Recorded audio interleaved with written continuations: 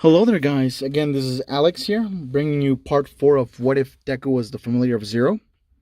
So before we continue, actually, I need to mention real quick, if you haven't watched part 3.5, it'll give some sort of context where we're starting off.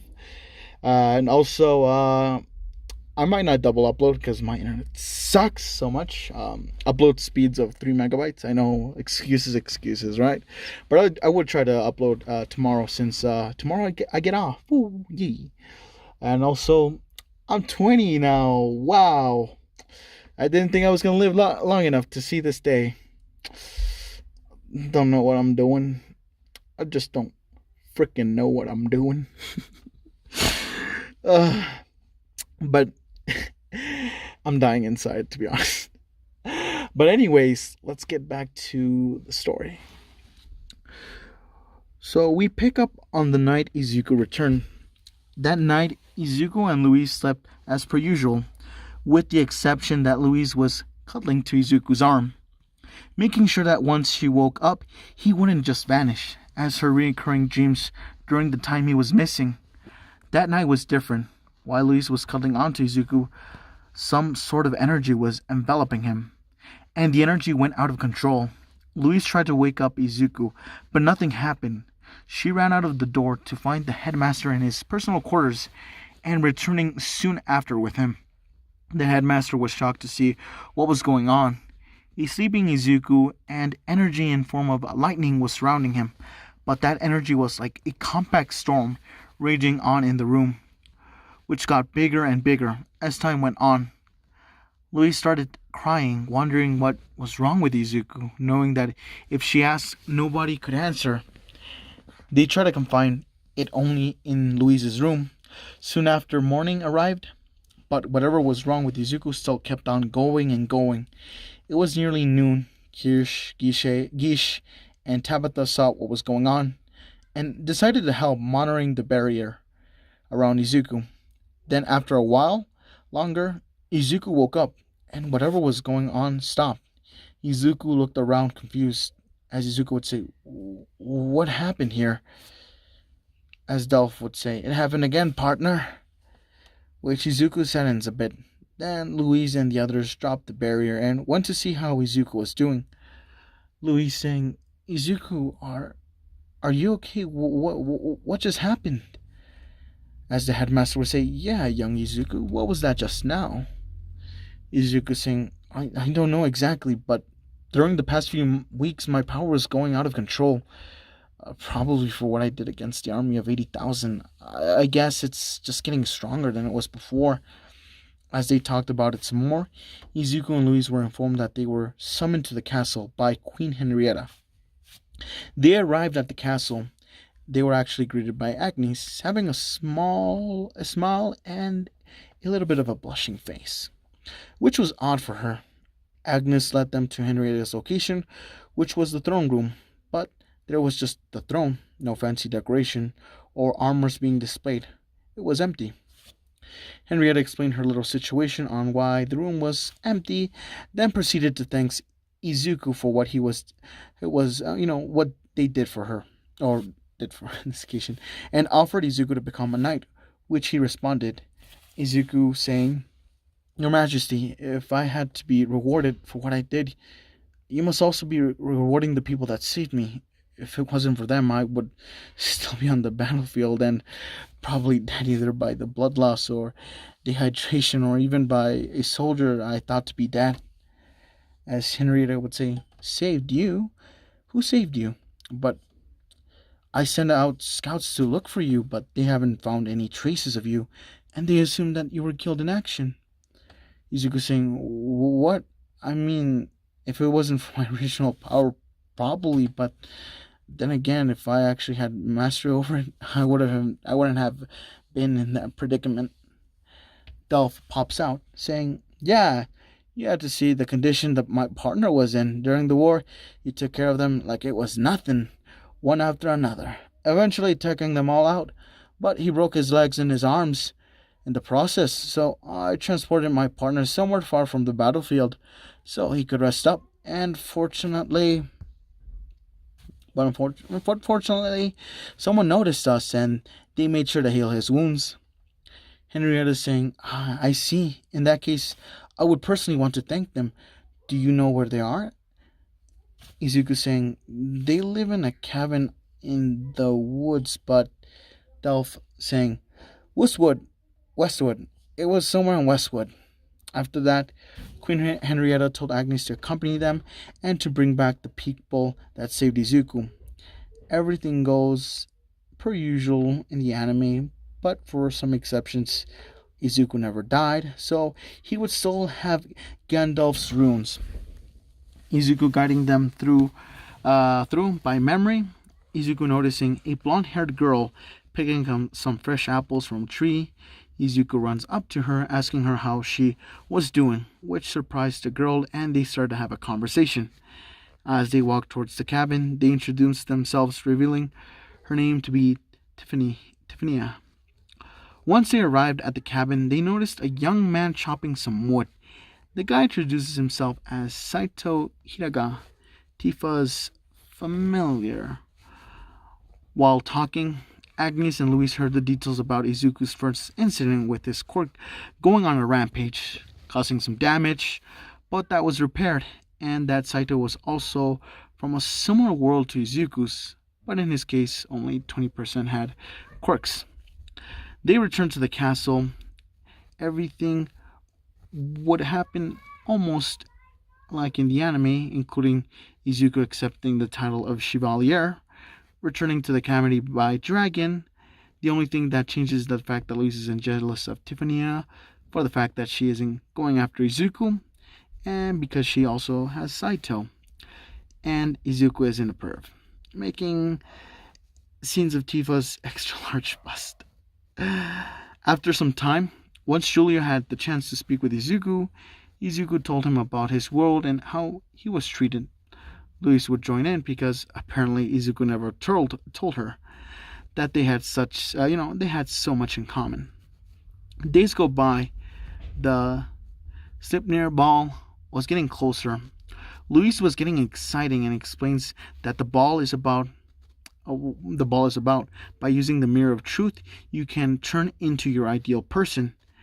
As the night of the ball would arrive, Izuku would turn into All Might in his Silver Age costume. Louise would transform into her sister Cattleya. The party goes as usual. Izuku and Louise would notice their ideal person they turned into, and Izuku explained that he turned into his mentor, which she was surprised on how strong he looks, which also brings up the conversation of which they became their own ideal person instead of trying to be someone else. Izuku realized that he needs to become his own kind of hero instead of copying All Might. Louise realized that she doesn't need to be someone else to be happy or feeling accepted.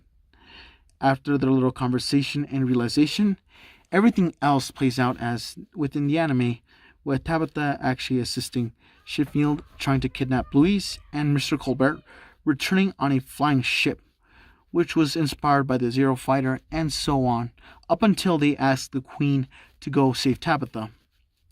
Izuku and a few members of the Undying Knights, convinced by a girl claiming to be Tabitha's little sister named Ilekoko, to try and save Tabitha. They asked the Queen if it was possible to do so. The Queen wasn't too keen on the idea, knowing it could lead to war, but Agnes told the Queen her thoughts on the matter and ended up going. With the same people as per usually who went, plus Izuku, as in the anime, with the help of some disguises provided by Siesta's uncle, they managed to arrive in Gallia. On their way to Tabitha's location, they were stopped by an elf, which Izuku fought for a bit and pinned him to the ground. About to kill him, actually, but Tifa convinces Izuku to not harm him or try to kill him, which he reveals Tabitha's location and warns the gang that King Joseph was a cold-blooded man, revealing that he was the cause of Tabitha's mother to be in a mind-broken state, and also tells them that he won't stop until he gets what he wants. They rescue Tabitha and her mother. Coco reveals her identity as Sylphide, Tabitha's dragon, and close to Trinstain's borders, Sheffield attacks the gang with the square type golem capable of using 4 elements, but it was easy for Izuku to take care of it as the rest plays out in the anime, except for Mr. Colbert and company not showing up. Tabitha's true identity is revealed to be Princess Charlotte of Gallia. Season 4 is not really relevant, so we're gonna, do digest it a little bit. Izuku goes to Romalia. He meets Pope Vittorio. The Pope asks Louise and Tifa if they would be his priestess for an annual ceremony. The Pope reveals to them that he is also a void user, and Giulio is his familiar. That night, Louise goes to investigate 2 suspicious people, which were about to steal a mirror artifact. They capture Louise, but Izuku shows up and defeats one of the 2, while the others got away with the artifact. A few days later, the animal ceremony commenced, having Louise and Tifa as priestesses. Louise is approached by a young girl asking to heal her mother, but the same girl stabbed Louise with the poison knife. That paralyzes Louise, and she is handed to Sheffield. Izuku catches wind of what happened to Louise and goes after her to save her, but noticing that airships and flying gargoyles, which was a giveaway that Joseph was behind it. Giulio goes to Izuku and telling him that they should do something about it, which ended with Izuku saving Louise, Sheffield handing over the mirror and Anvari's ring, which belongs to the water spirit, and after they managed to get away, Joseph and Sheffield blew up on the airship with them alongside it. What happens onwards goes the same in the anime. Izuku becomes Lord of Ornlius. I can't pronounce it. Receiving a mansion which was abandoned, but was fixed up to be as good as new. Having a friendly party with his friends, then testing out the having a friendly party with his friends in regards to the mansion, then also trying to install hot springs. Tifa would still get dizzy spending the night, and the rest return to their lives. The elves will actually try to kidnap Izuku and Tifa, assuming Izuku is Tifa's familiar, with the court of elves, sentencing Izuku and Tifa to death, with Louise saving them, also bringing along the 2 kidnappers through a gate spell. After a few weeks, after Tabitha's coronation to Queen of Gallia, Queen Henrietta tells Izuku and Louise that the Pope Vittorio needs their assistance, including Saito and Tifa's, as they arrived in Romalia. It was being destroyed by a swarm of dragons. Giulio meets with them and takes them at the Pope's location, revealing that the ancient dragon awoken from its slumber. The Pope tells the gang about the plan to destroy the ancient dragon, which consists of Izuku being in the front. The Pope would purify dragons' miasma, lowering its defense. Dragon's plasma, or fire breath, throwing its defenses. Saito would use Lifethal's abilities to boost the Pope's power. Giulio would use his dragon to get close enough, and finally Louise would finish it. The soldiers that wanted to assist the Pope lured and trapped the ancient dragon in a valley. The gang started to execute their plan. Izuku charges up one for all, 75%, including Delph. The Pope starts to purify the ancient dragon with Saito's assistance, but something goes wrong. Giulio's dragon started to move, and it's not listening to Giulio's command. The ancient dragon fires a strong blast, but is a good slices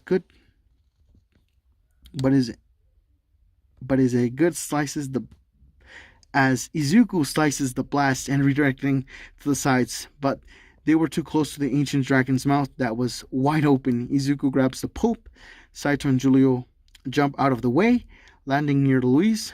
The ancient dragon would follow the void user's signatures, and Izuku notices that and starts to go with a plan B, holding off the dragon while the void users regroup and make a new plan. Izuku tells the bunch that he would find a way to keep him pinned or slow it down with Giulio's help, but Sylphid appears and assists them. Izuku starts to fight the ancient dragon while the Pope will continue to purify it. But Izuku is getting beaten down multiple times and gets thrashed to the wall on one side of the valley, barely conscious. Louise worried for him.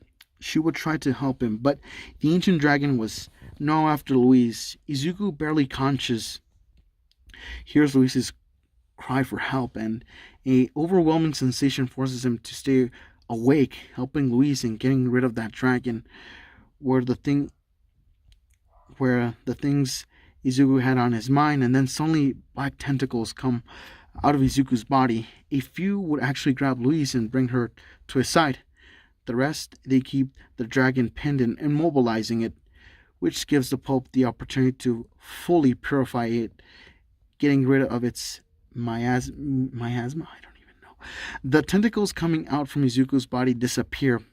Louise runs up to Izuku, assuring making sure he's okay, which then being somewhat battered, bruised, he's mostly exhausted. The dragon lets out a primal roar, causing the smaller dragon swarm the area and attacking whoever was there. Izuku managed to grab Louise and go for cover. As Louise would say, "Izuku, are you alright?" As Izuku, "Yeah, I just needed a moment to catch my breath." Louise saying, What now? Saito's over there being swarmed by dragons. Now how can we defeat that thing?" As Izuku would say, "Louise, cast your strongest explosion. After that, I'll take care of it." Louise would say, "What? No, don't you see how fatigued you are?" Izuku saying, "But it doesn't matter how fatigued I am. If we don't get rid of this thing, it's more likely to be over." Louise saying, "But Izuku, didn't you reach your limit? I mean, look at you. You're about to collapse." Izuku would say, You're right about me reaching my limit, but my mentor taught me something important, and he always says it as well. If you feel yourself if you feel yourself hit incidents of limits, remember what caused you to clench your fist, the reason why you started to go down this path, and let that memory carry you beyond your limit." Louise thinks about it for a moment, then starts to chant Izuku. In the meantime, Louise uses that time to rest up a bit, making sure that Louise isn't interrupted. As Louise fires her explosion, Izuku gives her a peck on the lips, leaving her stunned for a moment, and she sees Izuku attacking the dragon, kicking the ancient dragon into the sky as he charged everything that he could in one last swing of a sword. The dragon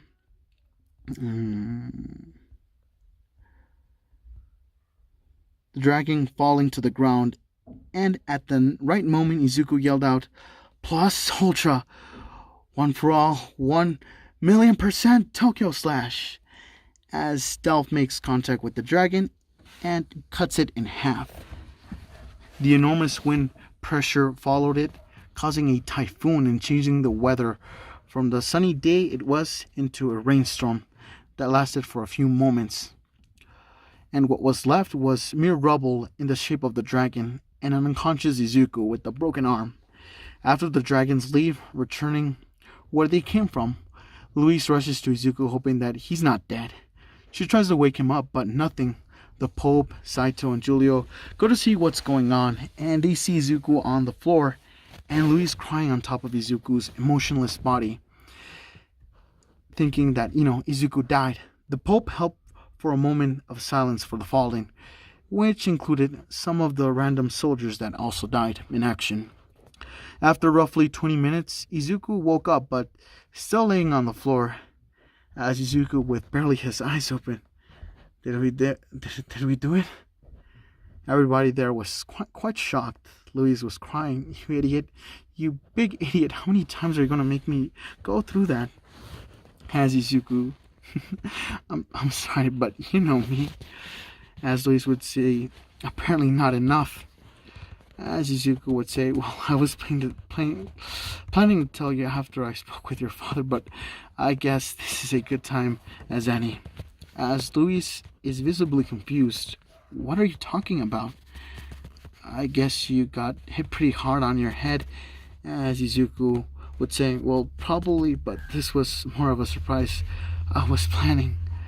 As Louis confused even more, you were planning a surprise? Izuku saying, Izuku would start sitting upwards, and with his left arm he would hold up Luis's hand. Izuku saying, normally I will do this with my right hand, but I guess it would have to do.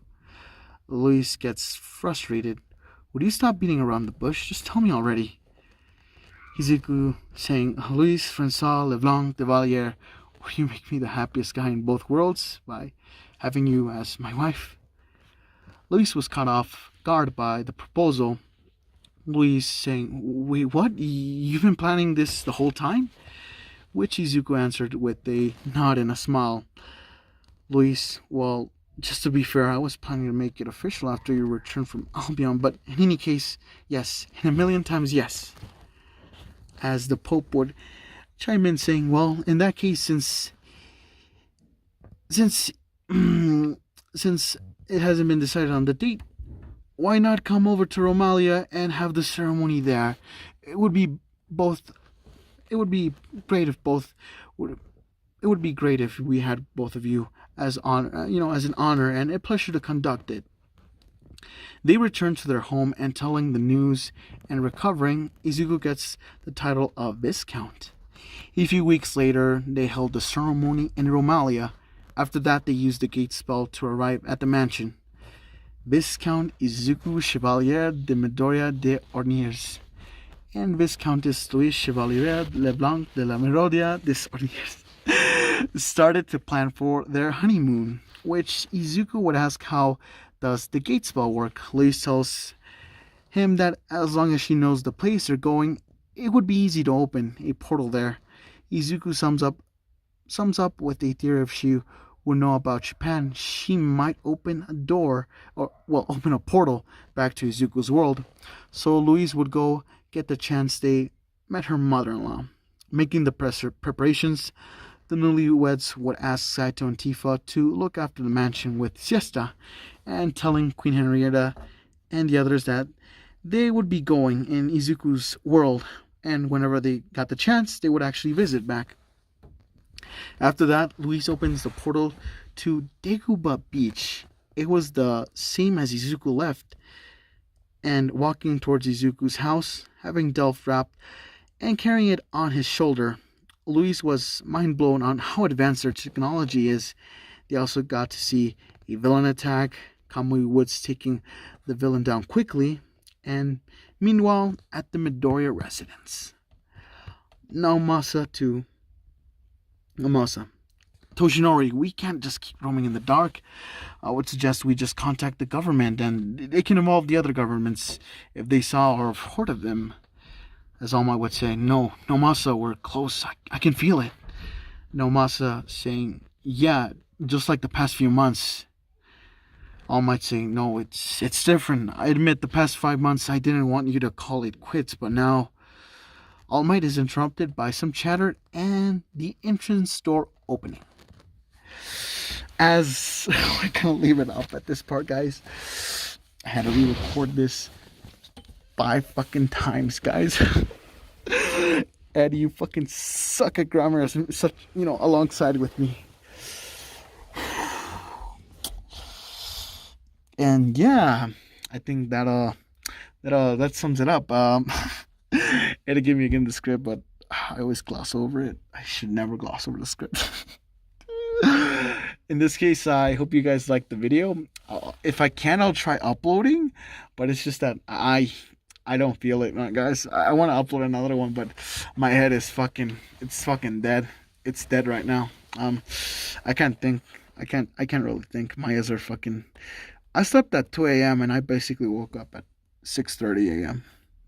So, you can guess that my eyes are pretty much dead at this point. Well, hope you liked the videos. Have a good night. Have a good night, I guess.